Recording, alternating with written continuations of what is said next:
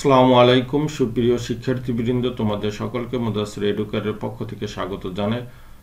আজ আমরা শিখব ভোকেটিভ কেসের ডাইরেক্ট স্পিচকে কিভাবে ইনডাইরেক্ট স্পিচে পরিবর্তন করা যায়। ভোকেটিভ কেস যাকে সম্বোধন করে কিছু বলা হয় তাকে ভোকেটিভ কেস বলে। কাম হেয়ার রায়ান, রায়ান এখানে আসো। এখানে রায়ানকে সম্বোধন করে বলা হয়েছে যে রায়ান তুমি এখানে আসো। বি অ্যাটেন্টিভ মাই সন, মনোযোগী হও। মাই সন আমার সন্তান, মনোযোগী হও। এই জায়গায় কি মাই সন বলে সম্বোধন করা হয়েছে। তাহলে আমরা দেখি আসলে দুই রকম ভাবে সম্বোধন করা যায়। যার সরাসরি নাম বলেও সম্বোধন করা যায়, আবার নাম না বলে অন্য কোনো ভাবে মাই সন, মাই ডটার, স্যার এগুলো বলেও সম্বোধন করা যায়। যার যেই নাম ওই নাম ধরে ডাকলে বা সম্বোধন করলে ওই সম্বোধন পদটি রিপিটিং ভার্বের অবজেক্ট হিসাবে বসে। ডাইরেক্ট স্পিচ আমরা একটি উদাহরণের মাধ্যমে বিষয়টি আরো পরিষ্কার করার চেষ্টা করি। Mitu said Rana I have gone to Cox's Bazar. Mitu বলল Rana I have gone to Cox's Bazar, আমি কক্সবাজার গিয়েছি। এই ডাইরেক্ট স্পিচটিতে রানাকে সম্বোধন করা হয়েছে, অর্থাৎ রানার নাম রানাই, অর্থাৎ রানাকে রানা বলেই সম্বোধন করা হয়েছে, অন্য কিছু বলে সম্বোধন করা হয় না। রানা আছে যে মাই ফ্রেন্ড বা অন্য কিছু বলে সম্বোধন করা হয় না। যেহেতু রানাকে রানা বলে সম্বোধন করা হয়েছে তাহলে রিপিটিং ভার্বের অবজেক্ট হিসেবে রানাকে বসিয়ে দিতে হবে। তাহলে আমরা এই ডাইরেক্ট স্পিচটা ইনডাইরেক্ট স্পিচে কিভাবে পরিবর্তন হয় দেখি। প্রথমে রিপিটিং ভার্বের সাবজেক্ট মিতু, আবার এখন রিপিটিং ভার্ব আমরা দেখি সেট টু। সেটের পরে টু দিলাম এই জন্য কারণ রিপিটিং ভার্বের পরে কি আছে, অবজেক্ট আছে। রিপিটিং ভার্বের পরে অবজেক্ট থাকলে শুধু সেট না বসে সেট টু বসে। তাহলে এখন অবজেক্ট হিসাবে দেই রানা। তাহলে এখন অবজেক্ট হিসাবে দিব কাকে, রানা। এখন এই রিপোর্টিং স্পিচ এবং রিপোর্টেড স্পিচের মধ্যে কি দিয়ে কনজাংশন হবে এর আগে আমাকে দেখতে হবে প্রদত্ত সেন্টেন্সটি, অর্থাৎ রিপোর্টেড স্পিচ এই বাক্যটি কোন সেন্টেন্সের আছে, এটা কি ইন্টারোগেটিভ না অ্যাসার্টিভ না ইম্পারেটিভ, কোন ধরনের আছে। এই প্রদত্ত সেন্টেন্সটি আছে অ্যাসার্টিভ সেন্টেন্স, যেহেতু এটা অ্যাসার্টিভ সেন্টেন্স আছে সেহেতু আমরা কি করব, রিপোর্টিং ভার্ব এবং রিপোর্টেড স্পিচের মধ্যে দেয়ার দিয়ে কনজাংশন করব।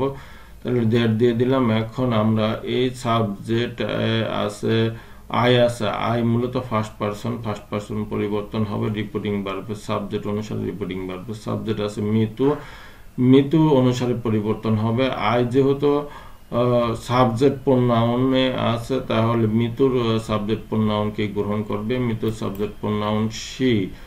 এখন হ্যাভ থাকলে কি হয়, হ্যাভ থাকলে হ্যাড হয়, আর কোনো কিছু পরিবর্তন হবে না, অর্থাৎ হ্যাভের পরে যে ভার্বটা আছে এই ভার্বেরও কোনো পরিবর্তন হবে না। এই যে স্থানের নাম আছে এরও কোনো পরিবর্তন হবে না। তাহলে সবগুলি কি অপরিবর্তিত অবস্থায় বসলো। গান বসবে, টু বসবে, কক্সেস বাজার বসলো।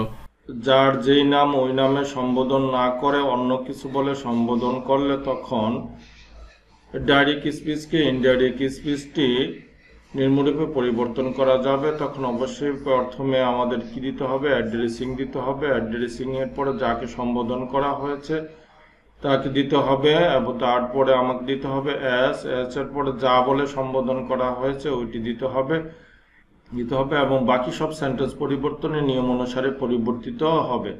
সেন্টেন্সটি যদি অ্যাসার্টিভ সেন্টেন্স হয় তাহলে অ্যাসার্টিভ সেন্টেন্সের নিয়ম অনুসারে পরিবর্তন হবে, এবং সেন্টেন্স যদি ইন্টারোগেটিভ সেন্টেন্স হয় তাহলে ইন্টারোগেটিভ সেন্টেন্সের নিয়ম অনুসারে পরিবর্তন হবে।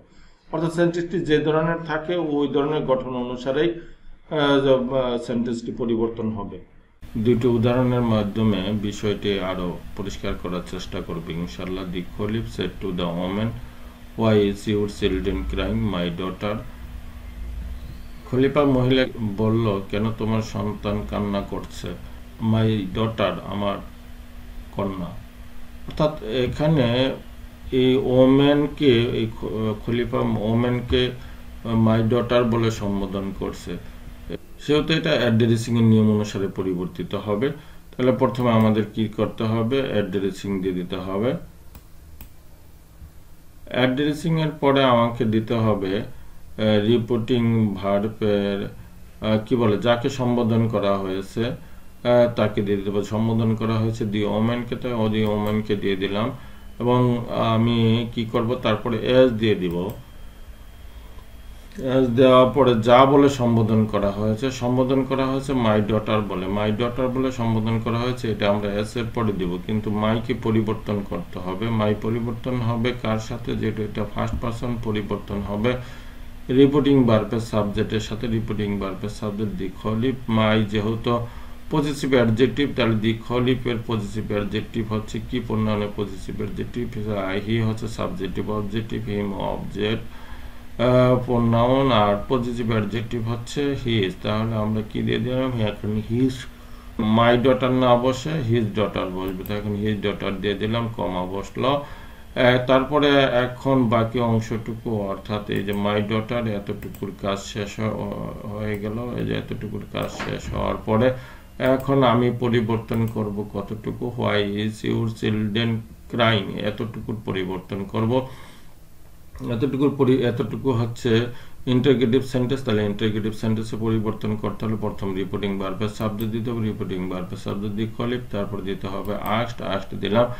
এখন অবজেক্ট দিয়ে ওমেন বসানোর কথা। ওমেনকে তো অ্যাড্রেসিং এর পরে একবার বসেছে, এখন আর ওমেন না বসিয়ে কি করব, ওমেনের প্রোনাউনের অবজেক্টিভ কেসটা দিয়ে দিলাম, হার দিয়ে দিলাম। এখন এটাকে আমি কনজাংশন করব কি দিয়ে, হোয়াই দিয়ে কনজাংশন করলাম। কনজাংশন করার পরে এখন যেহেতু সাবজেক্টে আছে কি ইউর চিলড্রেন, ইউর চিলড্রেন সাবজেক্টে আছে, অর্থাৎ ইন্টারগেটিভ সেন্টেন্সের সাবজেক্ট মূলত অক্সিলিয়ারি ভার্বের পরে বসে, তাহলে এটাকে প্রথমে নিয়ে আসতে হবে। ইউর চিলড্রেনকে প্রথমে নিয়ে আসলে ইউরকে পরিবর্তন করে আনতে হবে। ইউর পরিবর্তন হবে রিপোর্টিং ভার্বের অবজেক্টের সাথে। রিপোর্টিং ভার্বের অবজেক্ট হচ্ছে দি ওমেন, যার দিয়ে এই ওমেনের প্রোনাউনটা আনতে হবে। এই ওমেনের প্রোনাউন কোনটা আনবো এটা নির্ভর করবে ইউর আছে মূলত কোন অবস্থানে। ইউর আছে, দেখো you subject pronoun, you object pronoun, আর ইউর পজিটিভ অ্যাডজেক্টিভ। যেহেতু ইউর পজিটিভ অ্যাডজেক্টিভ, তাহলে ওমেনেরও প্রোনাউনের পজিটিভ অ্যাডজেক্টিভকে গ্রহণ করবে। ওমেনের প্রোনাউনের পজিটিভ অ্যাডজেক্টিভ কি, সি, হার, তাহলে তাহলে আমার কি করতে হবে, হার চিলড্রেন দিতে হবে। হার চিলড্রেন দেওয়ার পরে এখন অ্যামিজার থাকলে ওয়াজ ওয়ার বসে, তাহলে কি হলো, ওয়াজ বসলো। তারপরে ক্রাইং আছে ভার্ব, ক্রাইং ভার্বটি বসলো। আমরা আরেকটি উদাহরণ দেখার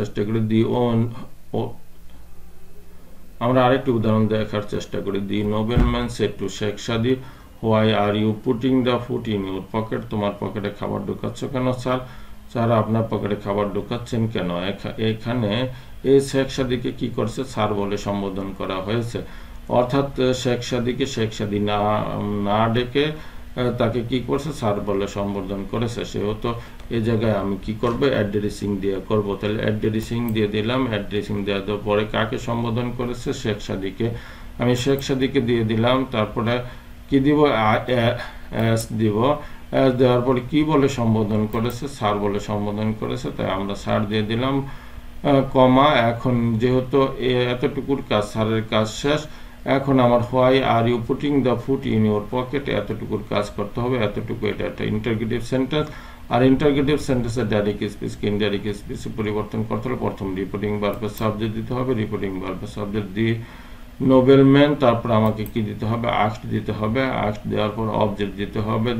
অবজেক্ট শেখ সাদি, শেখ সাদিকে একবার দিয়ে দিছি, এখন আর দিব না। এখন আর প্রোনাউনের অবজেক্টিভ কেস দেব, যেহেতু অবজেক্টের জায়গা আছে, অবজেক্টিভ কেস দিলাম হিম, এম ব্র্যাকেটে এস দিয়ে দিলাম, যে কার পরিবর্তে বসছে, কারণ নোবেলম্যানের প্রোনাউনও হি এবং অবজেক্টিভ কেস হিম, এবং শেখ সাদির প্রোনাউনের subjective pronoun he, object pronoun him.